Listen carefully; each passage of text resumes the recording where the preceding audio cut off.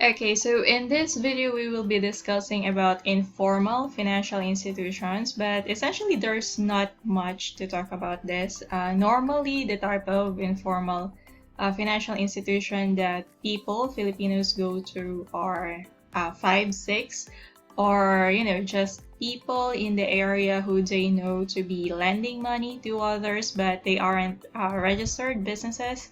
They aren't registered lenders of money, all right, or just people they know who have money, who might be willing to lend them money for a certain interest. So normally interests are agreed upon by the party. So if a borrower does not agree to a certain rate of interest, then the transaction would not take place, right?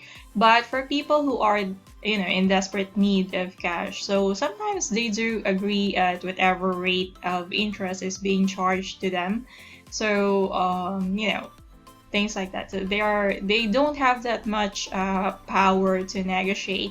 So they just agree to whatever terms the lender wanted. Okay, so here I have articles about Filipinos who rely on informal credit. Okay, so this is a research study or survey done by the World Bank on Filipinos. This is way back in 2015.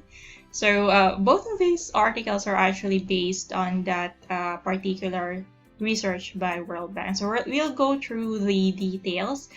Just other information on how many Filipinos are are using informal credit lines, how many of them do not have accounts in banks or in legitimate financial institutions. So it's just extra information, interesting information that we may or may not be able to use currently, but it's already 2021. These articles are from 2015, but essentially there might have been some changes, but the general situation would not be that different because given the social economic standing of Filipinos, nothing much has changed over the years, so it could still be the same, right?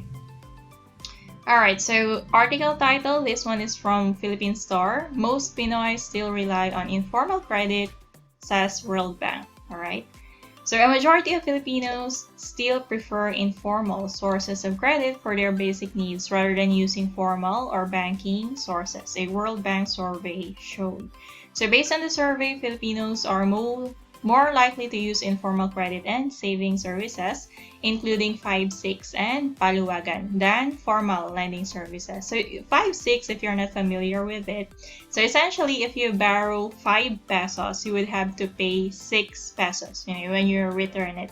So as for the credit term, so it's agreement between the lender and the borrower on when you're going to return the money.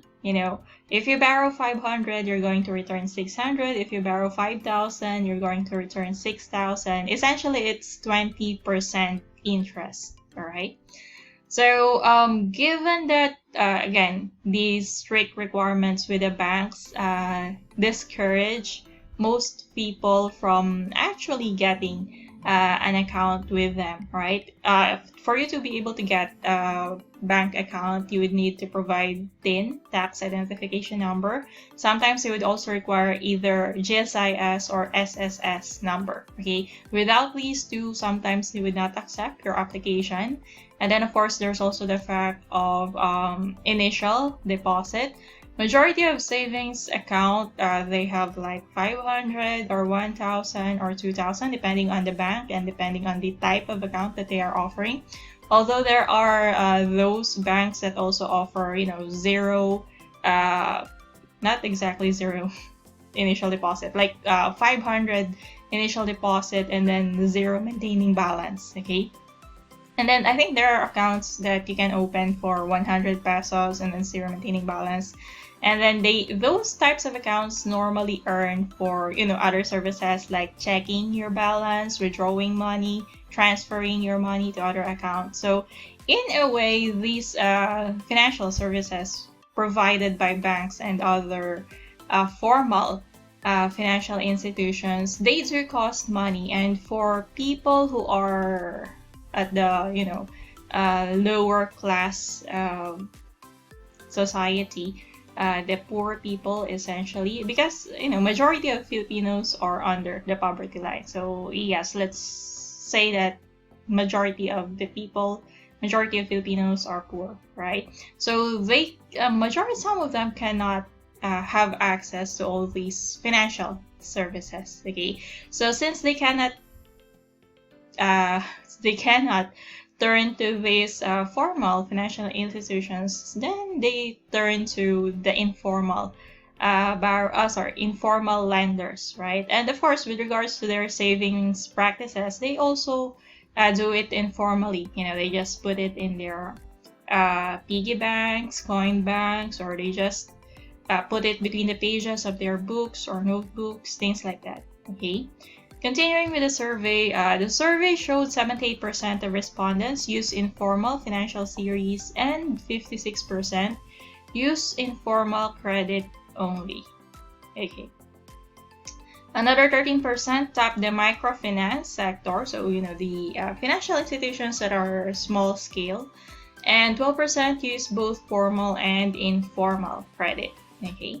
The World Bank noted those residing in urban areas are significantly more likely to use informal credit, while rural residents account for the majority of users of informal savings products. When you talk about informal savings, so piggy bank, coin bank, things like that. And then when you talk about informal credit, so you have your 5-6 paluagan, or just private individuals that to be lending money to people. Okay, adults of 55 years of age and older are less likely to use informal borrowing. Okay, they don't borrow from the informal lenders, but more likely to use informal savings. So they no longer put their money in the banks. Okay, normally these are people who are retired already, so they are now they're no longer earning. So what they do normally is that their pension, they use it for their daily expenses. There are no differences in the use of formal and informal financial services by employment type. Okay, because even though you're self-employed or employed in a private sector or in the government, you have the same needs, right? You have your basic necessities, you have your education, you have your utilities, okay, you have your transportation, things like that. 2/3 of households earning less than 10,000 report not having enough money for food and basic commodities. 2/3 of households. But even among those who earn more than 50,000 pesos, 23% report running short of money. Normally when your earnings increase, your lifestyle also changes, and which would require you to spend more money, all right? So if you're earning, a low amount of money like 10,000, so instead of getting a house to be amortized over the years, what you do is you just rent a place, and then you spend a small portion of your money on it, and then you budget your money for the necessities, food, utilities, transport, allowance, things like that. And then when you're earning large amounts of money, so of course your lifestyle changes, you get a car, you get a house, which you pay monthly amortization for, let's say, 8,000 to 10,000 a month, and then you have your car, you amortize as well for that same amount, and then you send your kids to private school, so that's also expensive. So yes, 23% report running short of money even if they are already earning more than 50,000. Okay, it has something to do with the lifestyle. Those more likely to run short of money have lower income, larger household size, and are males. Those with tertiary level of education, age 55 and older, and self-employed are less likely to report running short of money. Okay, so in a way, tertiary level of education, they're educated, somehow they have financial literacy. And then age 55, they have already experienced a lot of things. They probably know already how to budget their money. And older, self-employed as well, because they learn early on how to manage, how to budget their money. Okay, so they're less likely to report running short of money. 52% or about 22 million adults report that their households borrow for basic necessities. That's a lot. 22 million adults. Among the households that report that they run short of money for basic necessities, the use of credit is near universal. So everyone borrows money, or 94% borrow to cover expenses. The second most strategy is spending less. Okay, so if you can't borrow money, just have to make do with what you have and spend less. Cut your expenses. All the unnecessary ones, cut them off, right? Used by 62% of those in the top 25% by income distribution and 42% in the lowest income group. Okay, so regardless of whether you're rich or poor, or if you're earning low or if you're earning higher, so we have access to the same type of strategies, on how to budget or how to manage our money. Households across all income groups also rely on cash gifts. 45% among top income group and 38% for the lower income.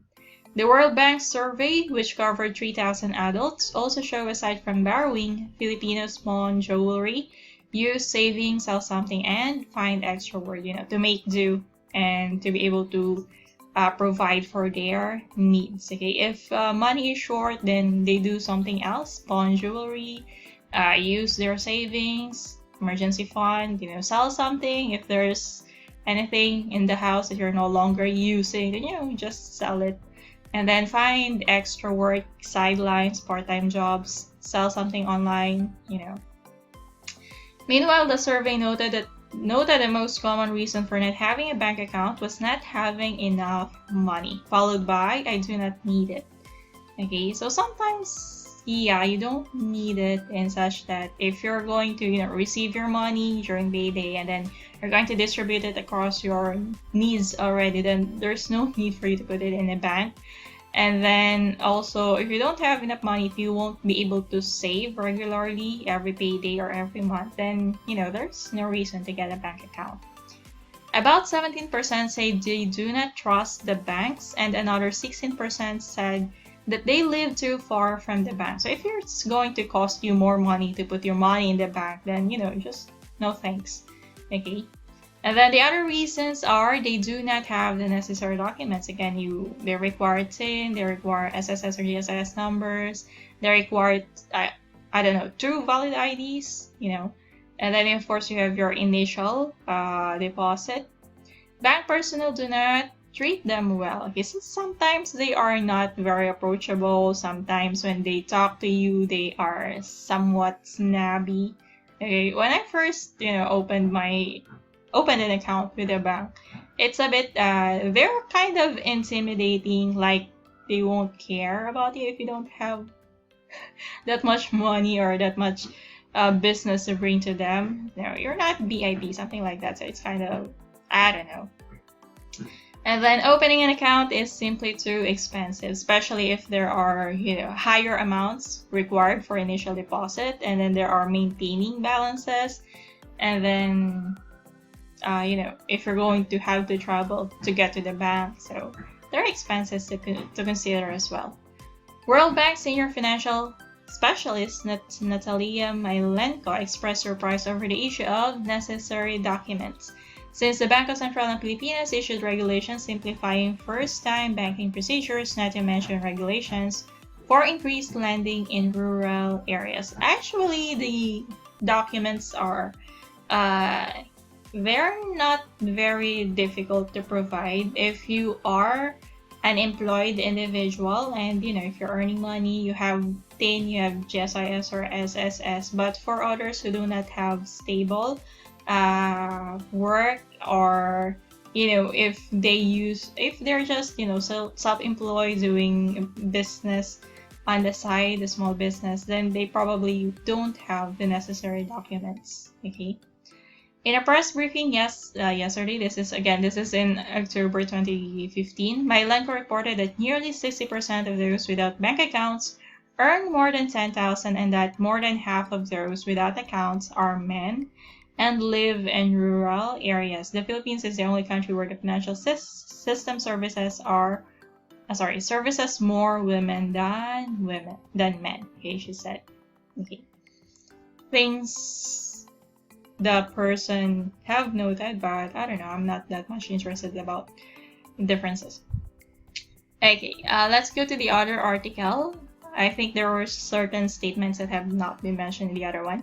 38% Filipinos still prefer informal lenders over banks is the title of this one from PASEI. Okay, Filipinos continue to seek credit from loan sharks, okay, other term for 5-6 sometimes, because essentially, it's usurious 20%, and other informal lenders then go to banks for their financial needs. A World Bank survey has pointed out.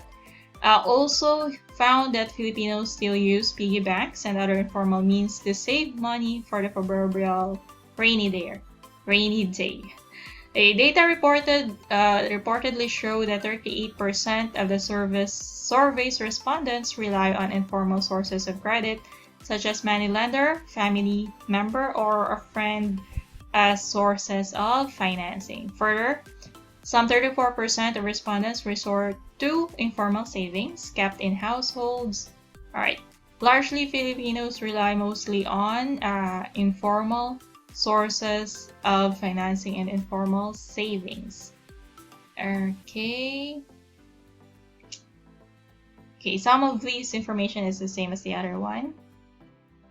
13% use microcredit only, 4% use formal sources of credit only, 5% combined informal, microcredit, and formal sources, 10% use combined informal and microcredit, 12% use both formal and informal credit sources to borrow money. So all these percentages are quite low, right? In terms of savings, 61% use informal savings, 19% used only formal savings, only 19%. Around 20% use both formal and informal. Okay, so that's essentially 39%, right? There are no major differences by income. Okay, there are no differences in the use of formal and informal financial services by employment type. All right. Philippines is actually one of the pioneers of mobile cash technologies. Through GCash and Smart Money, Filipinos are able to transfer funds to loved ones wherever they are in the country. Actually, the use of GCash and Smart Money is it's much easier to open an account with these two rather than with banks. Okay. However, there is a slow uptake in the use of these mobile payment systems, except for now. Actually, there are more people. Since, as long as you have a mobile phone, then you can use their services. You have GCash, PayMaya, Smart Money, okay, others.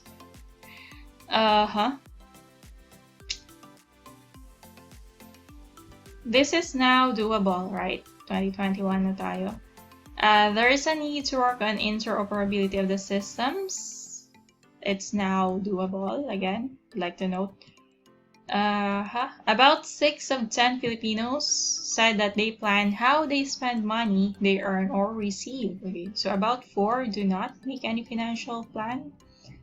57% of those who plan or budget their expenses say that they have money left after paying for basic expenditures, compared to 40% of those who do not plan their spending. It was pointed out. Okay, that's good. Financial inclusion refers to the ability of individuals or families to access banking and other formal financial services. The survey reportedly found out that 20 million Filipino adults report that they save money. Of these number, only 10 million have bank accounts, almost half, right? The survey on financial inclusion and capability in the Philippines was conducted from February to September 2014, and then the results were released 2015. It aims to assess the people's financial literacy or capability in managing their day-to-day finances, as well as their access to formal financial institutions like bank. Okay, so it should be noted from the results of the survey that if you do plan, if you have a financial plan or how to budget your money, then you are more likely to be able to save your money, right?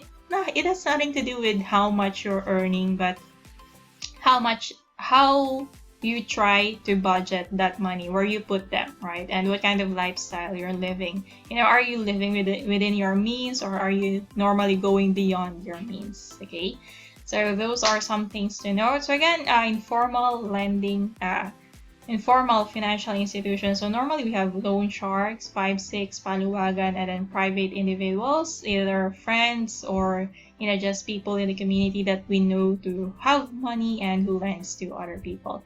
So again, with regards to charges, so it's between the borrower and the lender. Of course, these are not regulated. So normally, it's really between you and the lender. Okay, and with regards to the terms, how you treat each other. Sometimes there have been reports of harassment from the loan sharks, but in a way, sometimes it could not be, again, regulated because they are not registered financial institutions, so they are not really under the authority or regulation of the BSP, right? And then with regards to currently, there have been a lot of cash loan apps or cash lending apps in the market, and there have been reports of harassment, or these apps would have access to a person's contact. So sometimes if you cannot if you cannot pay the money you borrowed, they would be contacting your whoever's in your contact, and essentially they're going to embarrass you and harass you to return the money that you borrowed from them, right? So in a way, it's very not cool. I don't have the right word to use, but it's a bad practice. Okay, it's a malpractice. And currently, I believe that these cash loan apps or cash lending apps, they are they are connected to registered businesses that are regulated by by the BSP, by the Monetary Board, but there are no laws concerning the practices that these people should observe with regards to their consumers. And I think there are certain bills being proposed in the Congress already with regards to these things, to protect the consumers especially. All right. So that's it for this video, just some sort of information about informal financial institutions and survey information on what are the people doing, what type of saving practices or borrowing practices that they turn to when they need money. All right. So that's it for this one. Thanks and bye.